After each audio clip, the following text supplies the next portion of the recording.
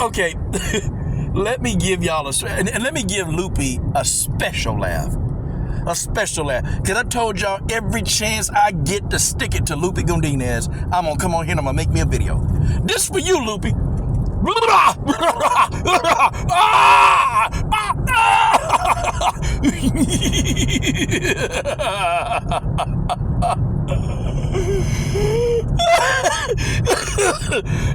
Oh, shit.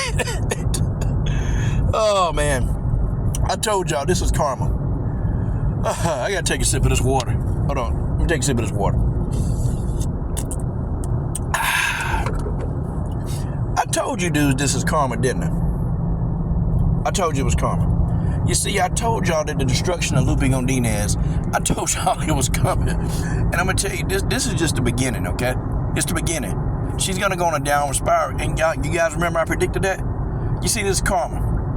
Normally, I don't come on here and be picking at a fighter like that. Well, yes, I do. It depends on how stupid they are.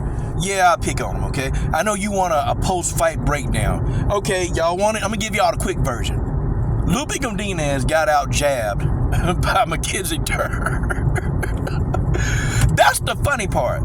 Loopy's supposed to be this scrappy, type fighter that can stand on the feet and do all. Man, she got outstruck. She got outstriked.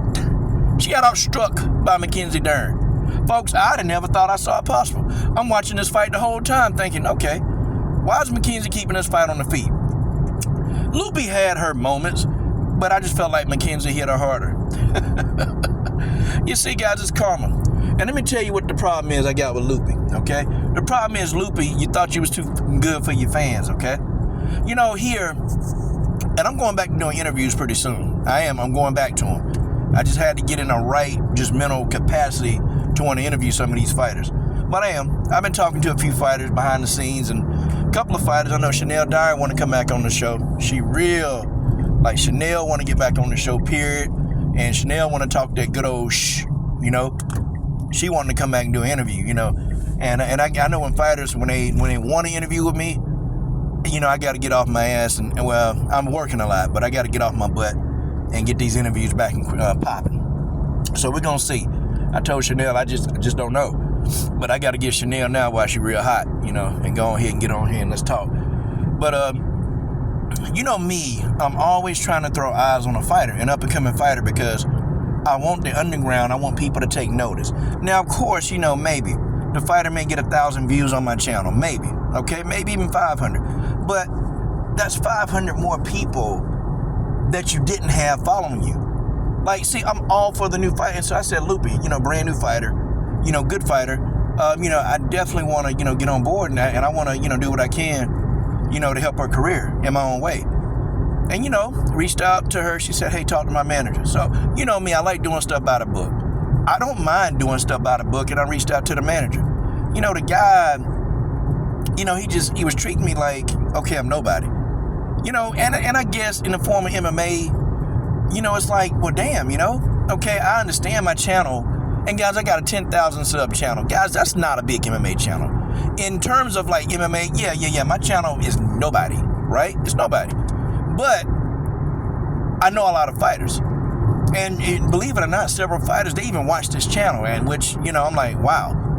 But the fact of the matter is that you have fans, and the manager treated our WMMA universe like, I don't know, like this low-level community. Like, okay, well, it's insignificant. And so I asked him, I said, you know what, man? I done had fighters like Valentina Shevchenko, Antonina, Chris Cyborg. I done had these fighters, even when they busy as times. I'm talking about they busy. These are fighters up, they got obligations, promotional obligations. They got so much stuff they do. These people, they carved out time. I told him, I said, Denise Killhouse, she was on a Bellator schedule. Man, Denise put one of her plans on hold to interview with CSH Combat Sports. Like, she put one of her Bellator obligations that they paying for. She told him, look, I told Coach I'm going to do this interview. I told Coach, like she told Bellator, I told Coach I'm gonna do this interview, and I got to meet with the coach. And they were like, the coach? Who the hell is the, and Denise Kehoe said, the coach. That's who he is. And I said, I've gotten more respect with these fighters, okay, that have so many more obligations. And I just said, no disrespect, but I said, the way that you're treating me like, we don't matter over here. The WMMA universe don't matter. I mean, and that's what you're telling me. So then, he said, well, we're just gonna, we're not interested in an interview right now. And I said, how many interviews is she doing? And I just, and I was polite about it. The first few times I was polite, but when he started saying that, I turned into Coach Sheldon Harrison. And I said, how many interviews is she doing? I said, seriously, how many interviews is she doing? Okay, and when you go online and I start looking, okay, Loopy Godinez interviews. Man, I see interviews with Loopy with like 70 views. Okay, some of them like, on like who was it, MMA something. It was MMA, the big MMA channel. She interviewed with them, and they got almost like, 300,000 subs? And Loopy can only get like 600 views on it? Like, what the hell? You could have got 1,000 on my channel, on my small channel. Because on this channel and in the WMMA universe, it's a lot of us. It's not just me. We're for the small fighter. Like, we're for that fighter. Like, the Combo Breaker 99s, the BJ Johnsons, okay? The Tay Browns. Our channels in this WMMA universe. And then you got all the people that support the WMMA universe.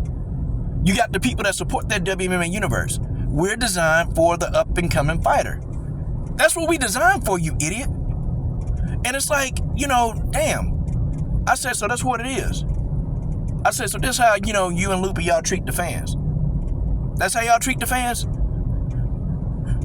Well, I don't want you to feel that way, but So I said, okay, fine. I said, hey, I tell you what, though. When the context of this channel grow, and I said, when it grow, and I said, when the WMMA universe really grows, don't ask to have your fighter put on in. I said, it's going to be too late. Okay, it's going to be too late. So, they ghosted me. And now, since that happened, y'all know, she really hadn't been having a great run of things, y'all. And I'm telling you, it's finna be worse. She couldn't deal with Mackenzie on the ground. She had minimal success on the feet. Good. And I know probably some of y'all discussed about this video. I don't care. I really don't care if some of y'all discussed it or not. I can't stand her and I can't stand her team. Because this is what they think. And so when you think, when you get to the UFC, it's crazy how Loopy went interview with George Page. And shout out to George Page, before she was even thought of. And it's like when some of these fighters, when they sign a UFC contract, they begin to think that they too big to even, they think they too big to fuck with us. They think they become too big to F with us. Then they start getting all sophisticated. Oh, well, we can't talk directly. We gotta, talk to my manager. My manager gonna be, handling all this for me and all this and blah, blah, blah, blah, blah. And it's like, okay, I ain't never had to go through your manager before. So what's going on now? What's the deal now?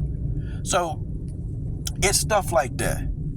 It's stuff like that when you're dealing with these some of these fighters. It's stuff like that when you're dealing with some of these fighters. They think that they sit on top of a pedestal. That's what they think. They think that they don't owe the fans anything. That's what they think. And it's crazy because it's the fans that we watching. It's the fans that pretty much we paying you. Okay? When we paying, whenever we watch you on the interview. Okay? Whenever we pay for a pay-per-view. Okay? Whenever we do anything, we paying you. Whenever we buy merch, we paying you. It's the fans. Okay? It is the fans of MMA. We're paying the hell out of these people. And you don't have time for your true fans, your underground fans, the fans that's gonna make videos about you. Like, Ariel Helwani, they got a good show. They got a good show running. But Ariel Helwani ain't gonna put out no videos about you and your career. Ariel Helwani not gonna, they're not gonna do a lot of really like fight breakdowns with Loopy Godinez versus. They're not gonna do that. unless your name like Rose Namajunas or something like that.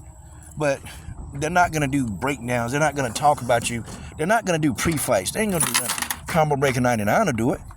George Page will probably do it. BJ Johnson will do it. You know, I did, you know, multiple in the past. I have. But these big MMA channels that they love and respect so much, they're not gonna do that. Because in the grand scheme of things, you ain't shit to them channels. And now, Mackenzie Dern beat you up like you wasn't shit.